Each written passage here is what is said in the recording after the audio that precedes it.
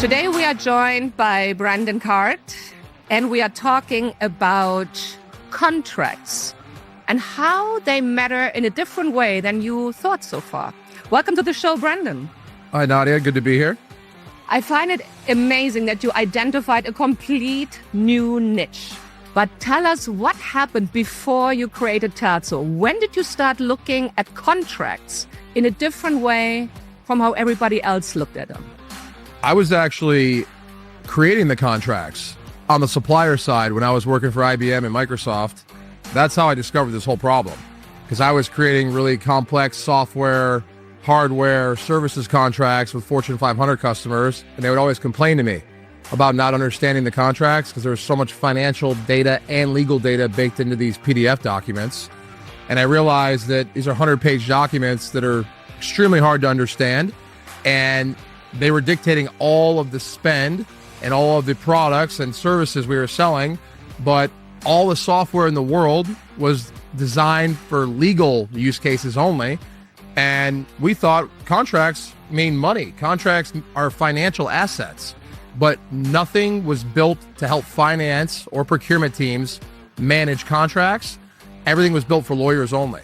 That's the problem I discovered, and I thought it was pretty wild that contracts were only designed for lawyers. I thought contracts should be designed for finance people, and I think of money, and everyone else thinks of legal when they hear the word contract. And that's really the big point of view that I think we have that's very different. Yes.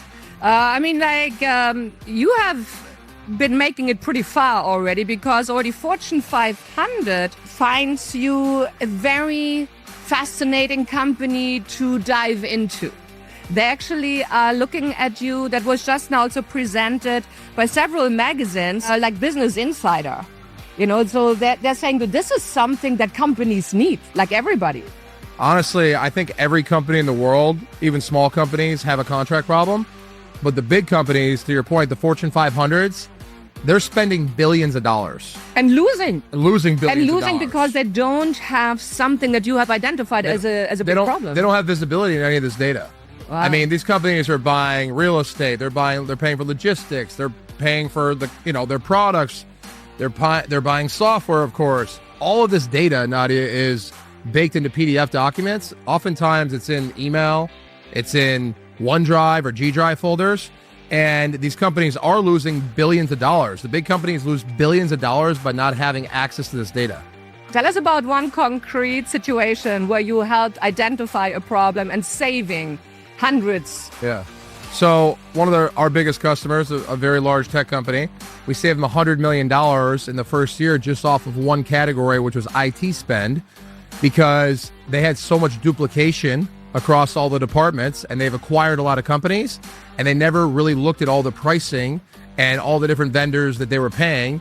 When they used our software, they were able to find $100 million of savings in 1 year just from finding their inventory to see exactly what all the departments were paying for and finding ways to consolidate that and remove a lot of waste. Because what happens is Nadja may work for Terzo, you may buy a solution for your team, and then when you leave the organization, we don't even know that contract's still active. We just keep paying the bill.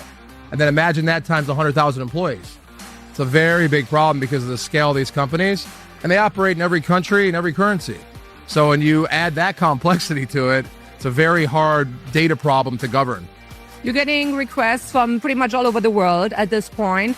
Is there any typical customer that you can identify? We do really well with very big Fortune 500 global companies who operate in many countries, many currencies, and are publicly traded. Those are our targets because they have a lot of reporting requirements. They have a lot of, investor questions and needs, and they're constantly trying to improve their earnings per share. And that's exactly where we help. We can help these companies improve financial performance in the next quarter. And there's a lot of pressure right now for these big publicly traded companies to cut costs, be more efficient, especially with all the AI out there. So our prime target is really those big, global, complex companies that have thousands of suppliers and billions of dollars of supplier spend. Your company is growing fast. What are your goals for 2026, rest of the year? Big goal we have right now is to raise our Series B round. We're going to raise a really healthy Series B so we can go expand into new markets. Very exciting time for us. Hire some great people. bring on some new sales leaders and some marketing people as well to go tell our story, get into many new markets across the world. Also, for 2026, we're going to be going into the federal government and public sector for the first time. So that for me is something I'm really excited about. We've been thinking about it for a long time, but we finally are prepared to invest in that type of FedRAMP and government cloud environment. We're serving the biggest private companies. Now we want to serve the biggest public organizations like the DOD and the FDA and the Veterans Association and all these public entities. We really think we can help the government. So that's a big focus and goal of 26. And I wish you good luck. Thank you so much. Not that you need it. Fantastic work. We'll always you're take more doing. supporters. Yes. Thank you so much. Very nice Thank you to so meet much, you. Brendan. Thank you for having me.